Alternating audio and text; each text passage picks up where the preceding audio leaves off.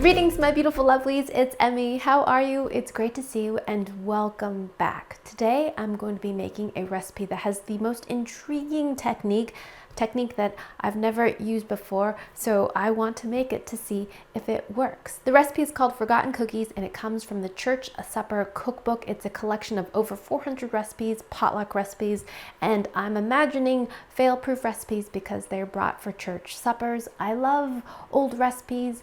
I love discovering recipes and new techniques and testing them to see if they work. If you've missed my retro recipe playlist, be sure to check that out. I've tried all kinds of interesting historical recipes, including jello molds and recipes that use intriguing ingredients and techniques. Be sure to check them out if this kind of recipe tickles your fancy. And while you're at it, go ahead and click subscribe. So today's recipe is called Forgotten Cookies because you essentially forget them in the oven. We're going to be making our cookie batter, placing them on the trays and putting them in a pre-warmed oven, turn off the oven, and we're going to just leave them there overnight. And the next day, we're going to have perfectly cooked cookies, according to this recipe. Interesting, right?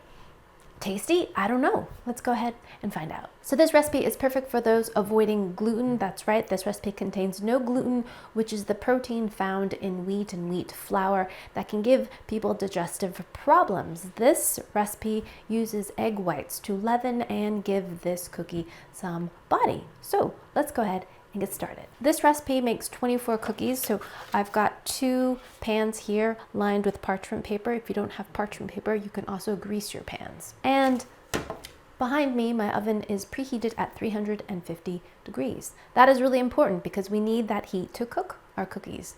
We're going to be turning the oven off, so all that residual heat will be what bakes our cookies. So interesting, right? In a large bowl, we need 2 egg whites. And from my experience, I've learned that egg whites that are room temperature beat up faster and fuller. Also, older eggs, if you've got older eggs, do better at this as well. Not really sure, maybe there's less water in older eggs. Food scientists, feel free to chime in the comments. Okay, couple of beautiful eggs from my hens. Thank you very much, girls.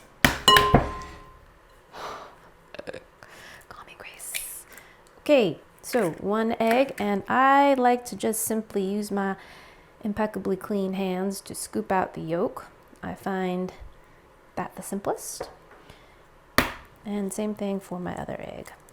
Gently crack it in there and pull out the yolk.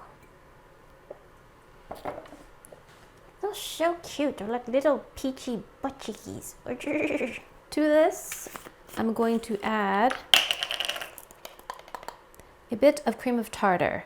This is going to acidify the egg whites a bit and also help get some really nice whipped egg whites. In terms of a recipe description, this one is quite brief. It says just to add the sugar gradually to the egg whites, the salt and vanilla as well until we get stiff peaks. But we don't want to overbeat this. If we overbeat the egg whites, they'll start to get kind of grainy and chunky, kind of break up. We don't want that. We want to get before that nice and tall and glossy stiff peaks. Hopefully we'll get there. Let's see, pinch of salt.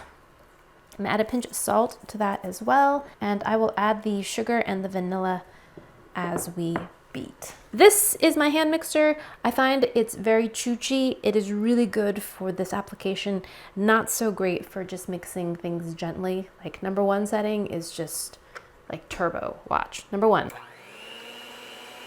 That's level 1. It's so just too much, but perfect for this. So here we go. We're gonna start beating this up.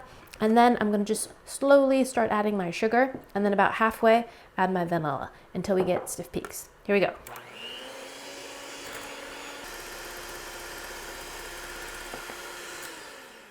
One other thing, I find if you have superfine sugar, it incorporates better into egg whites. Superfine sugar is just granulated sugar that's a little bit finer.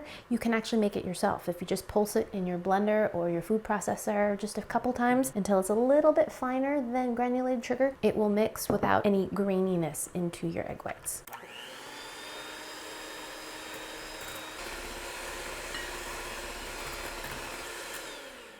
So this is happening pretty fast, and we are getting to the soft peak stage, but see how glossy they are?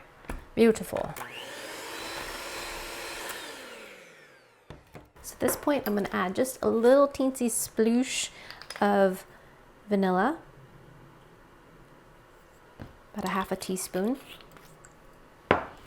Continue going until we get stiff peaks.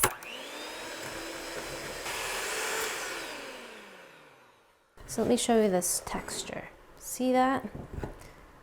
So it's glossy and shiny, and see how it is so thick? It's luscious, it holds its own weight. It's just so beautiful. Essentially, we've created a beautiful foam with really tight bubbles. So we've worked hard to get this nice and floofy and light. We don't want to crush those bubbles if at all possible. With the next step, we're gonna be adding some nuts. I'm using some pecans here that I've chopped up into little bits, and we're just gonna fold that into the egg whites along with some chocolate. It says chocolate bits in the recipe, which I'm assuming is like chocolate chips, but I gave my chocolate chips a little bit of a chop just to kind of lighten things up a little bit, because again, I don't want to deflate my foam too much. So add that in there and do my best not to deflate this too much by just kind of gently folding these in. I mean, we're gonna break some of the bubblage, but hopefully not too much. Okay, so I've never made this recipe before, but it looks like it's gonna be mostly nuts and chocolate, which sounds great. And look how white the meringue is. Isn't that beautiful? Okay, there it is. That's our cookie batter. I was going to use this ice cream disher to scoop this out, but I don't want to deflate this meringue, so I'm going to use a couple of spoons instead. But we're supposed to dole out 1 tablespoon dollops onto our pan, and I think this will work just fine. Isn't it amazing what a great name can do for a recipe? Forgotten cookies. Like, they were forgotten, neglected, sad. But I really like the idea of making this at night. Just make them at night, leave them in the oven, and then the next day, you've got cookies. So simple. I also love imagining the inventive cook that came up with this recipe. It's like, I wonder if I could just do this. Okay, so that's the dolloping. So I'm gonna dole out all of this cookie batter because we're gonna place both of these into the oven, these trays, at the same time. Then turn off the oven. That's pretty important. Turn off the oven and then leave the cookies there overnight. So 12 hours so they can cook and dry out. And tomorrow I will come back, take the cookies out, and we'll give them a taste and see how they are. Alrighty, my lovelies, I'll see you in a little bit.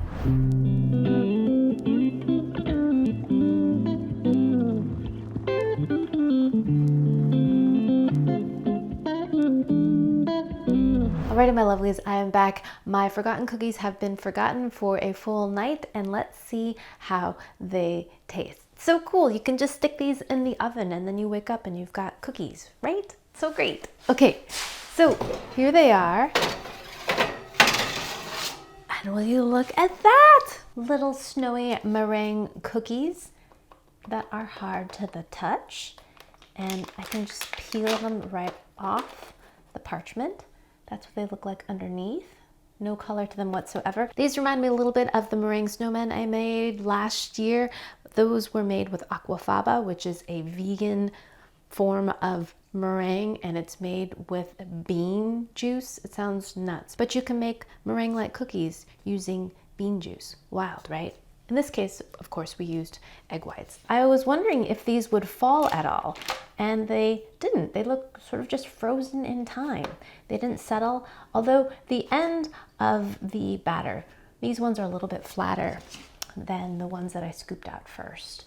And I think that's simply because there was more egg white in the end there rather than having chunks, but perhaps with all that scooping it did settle a bit. But these are equally set up too.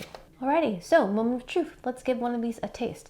I'm curious to see what these are like inside. Whoa, I just crushed it and it just shattered. Oh my gosh, look at that. It just shattered and broke ever so lightly. Not really what I was expecting at all. Alrighty, let's give our forgotten cookies a taste. Here we go. Itadakimasu. Mmm.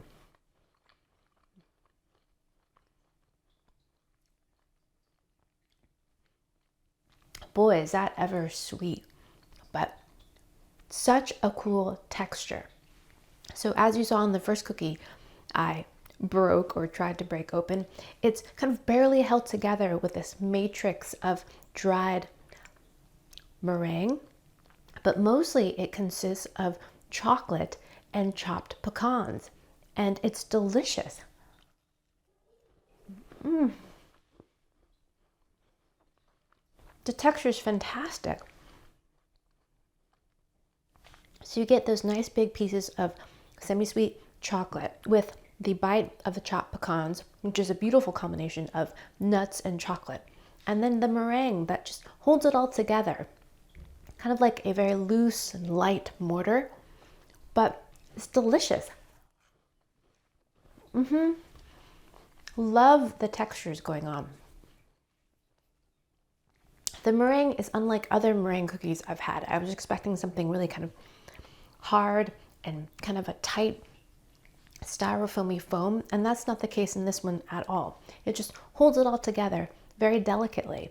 So when you bite it, you get a very soft kind of crunch, but the stars of the show are the chocolate and the nuts, and the combination of flavors is delicious.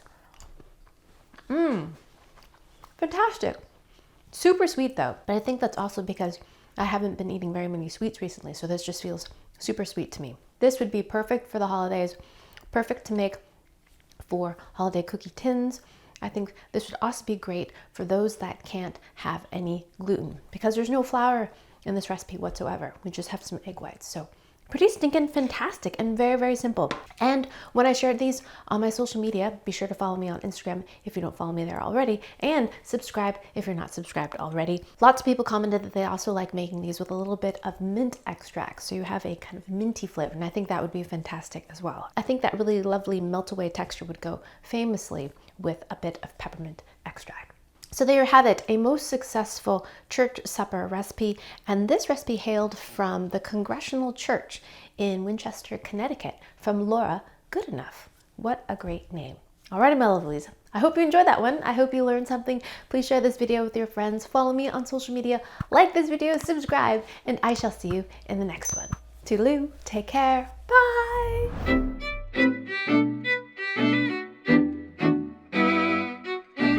Oh my goodness, what a surprise.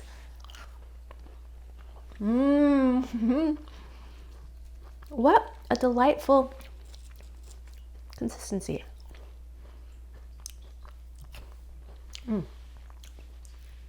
Very sweet though.